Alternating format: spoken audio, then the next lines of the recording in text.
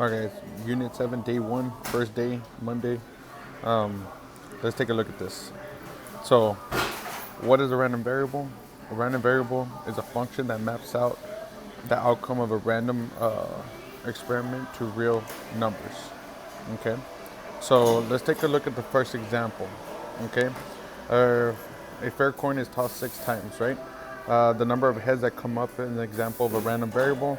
So before we continue, I want to, do a little thing about the tree diagram. Okay, so if we can remember the tree diagram, when we said, what was the example? 70% Marvel. Okay.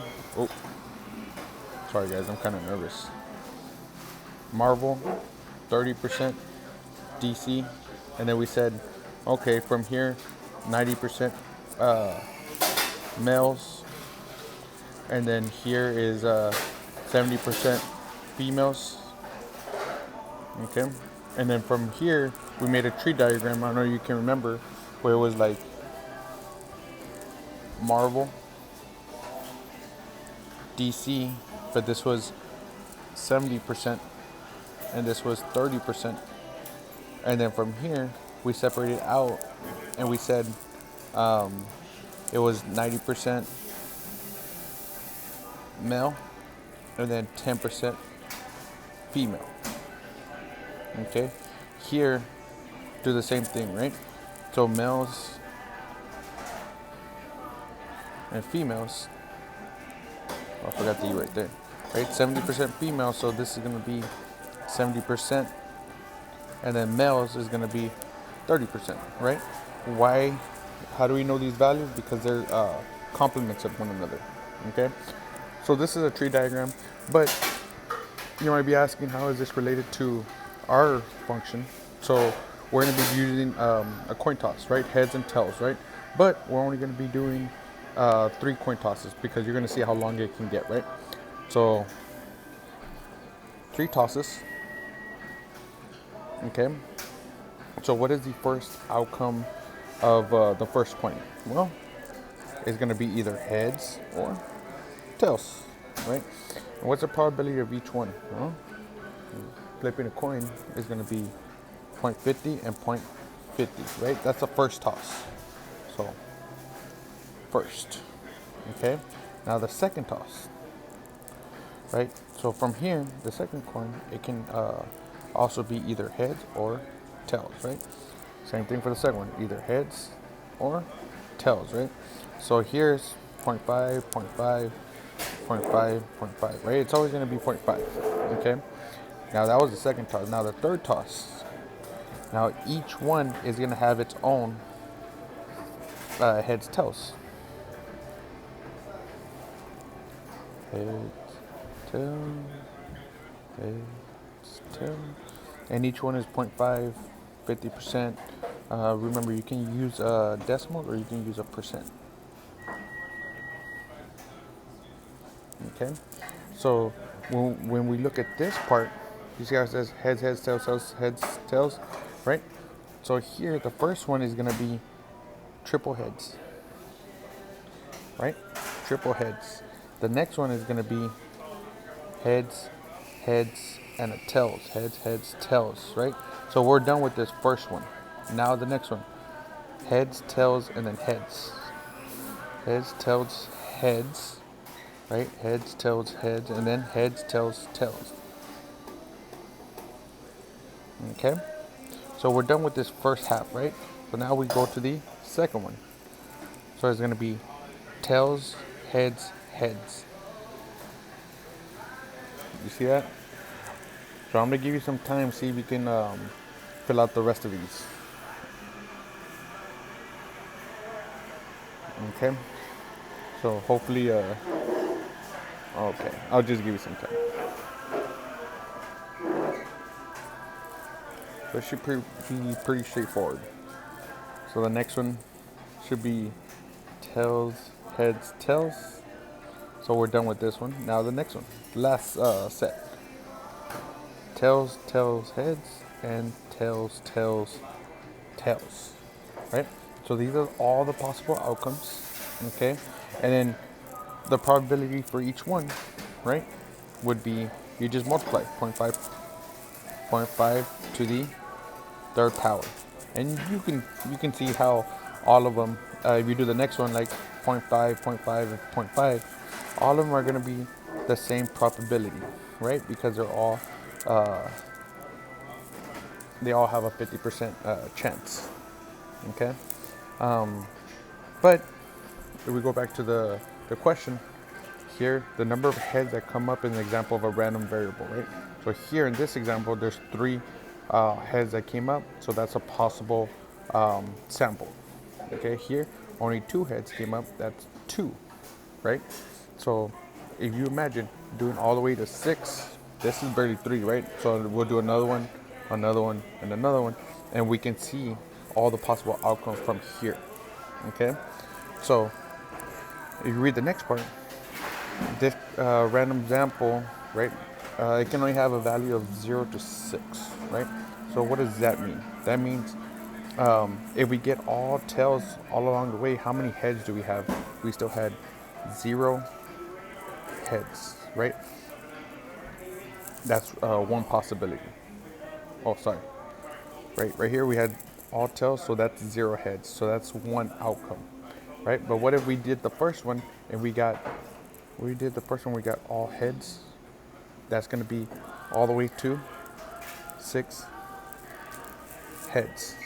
Okay, so the possible values that the random value could take would be everything in between 0 and 6. Okay, and this is known as the range. Okay, all the possible heads that it can come up with. Okay, so reread the next example, right? So I'm gonna give you some time to read it.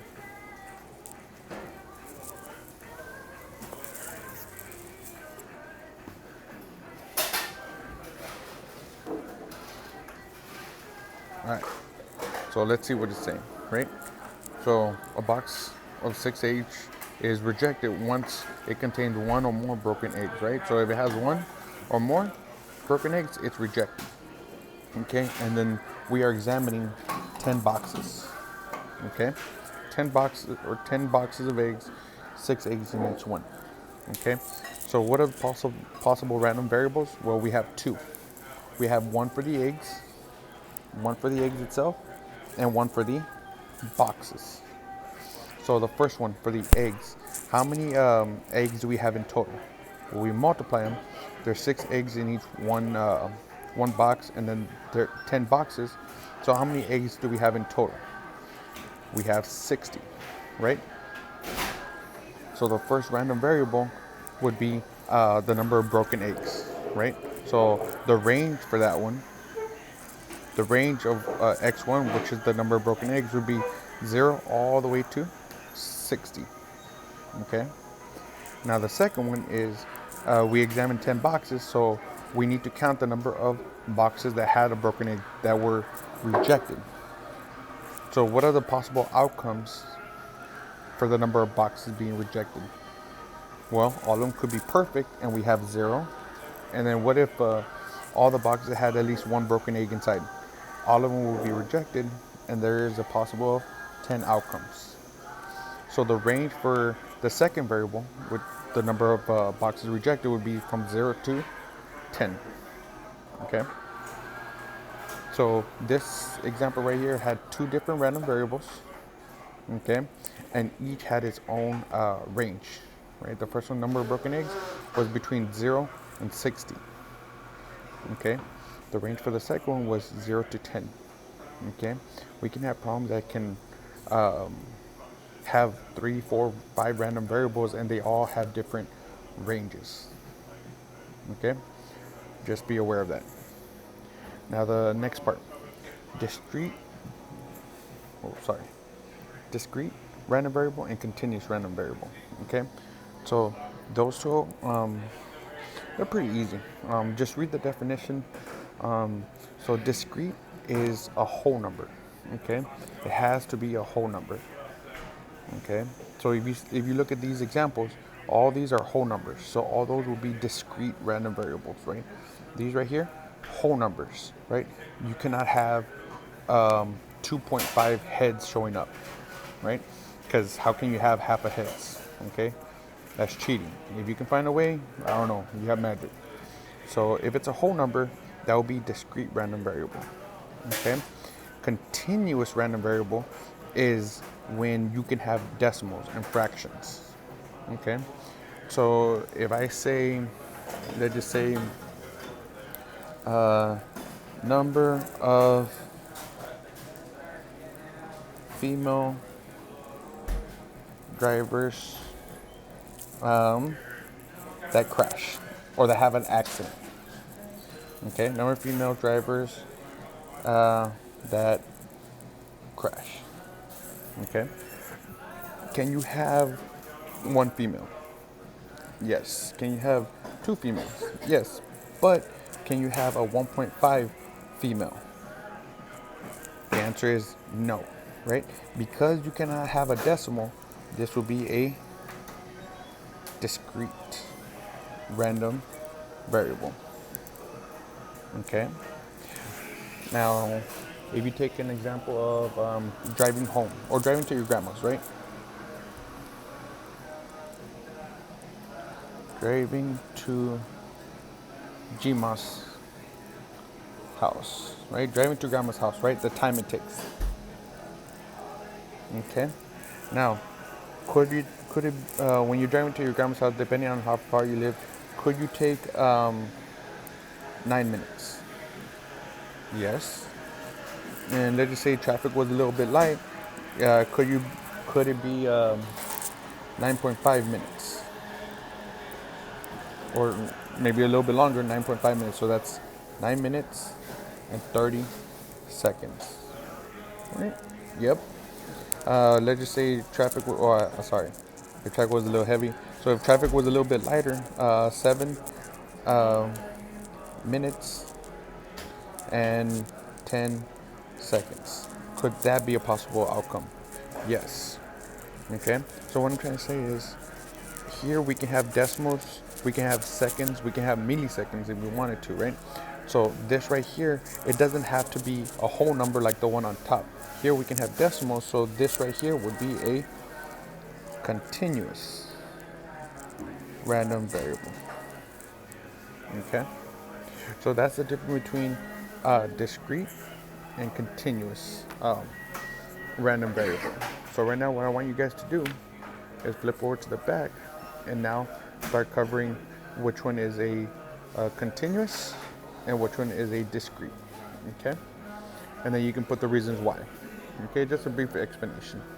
Okay, thank you. I'm sorry if I'm a little nervous, but there you go.